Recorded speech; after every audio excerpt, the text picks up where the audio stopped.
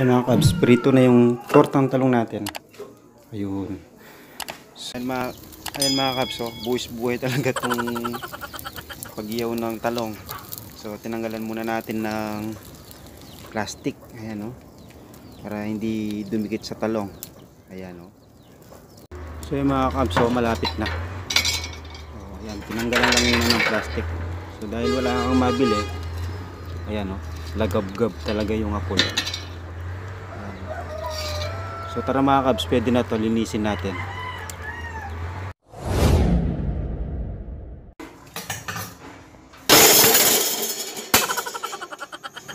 So ayan mga kabs, magluluto na tayo ng tortang talong.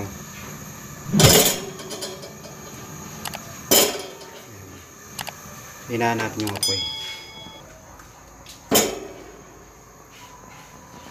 So ayan mga kabs, oh, dito na lang natin inihaw sa stove.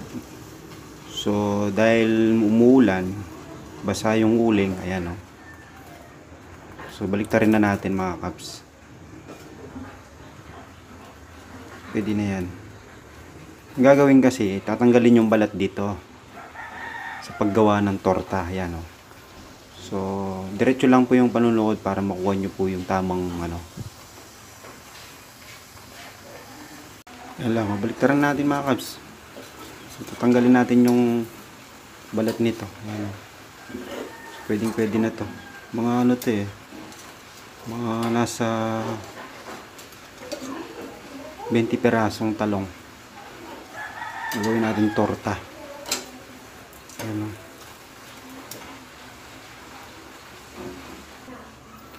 Mga kabs, so pwede na to. So tatanggalan natin ng balat. So tara mga kabs. So ayan mga kabs, after 30 minutes, ito na yung reaction ng ating tortang talong.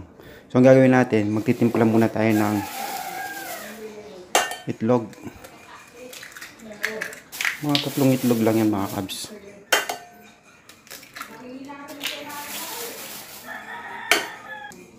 Paminta.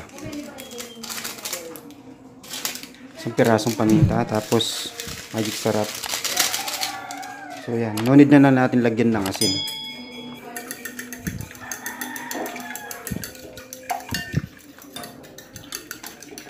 So yan, natin muna siya mag-mix. Ayan, lalagay natin yung talong natin. So i-expand natin siya. So habang nagpapainit tayo ng mantika, so hanin na natin tong talong na natin.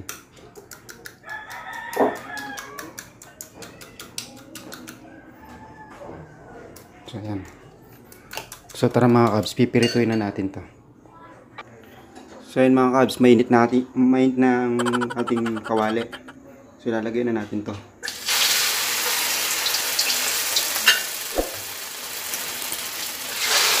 Ayan. So budget meal, tortang talong, buwis buhay. Ayan.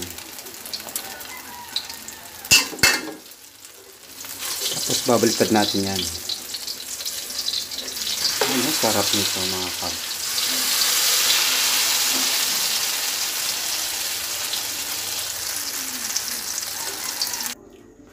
So right, another 2.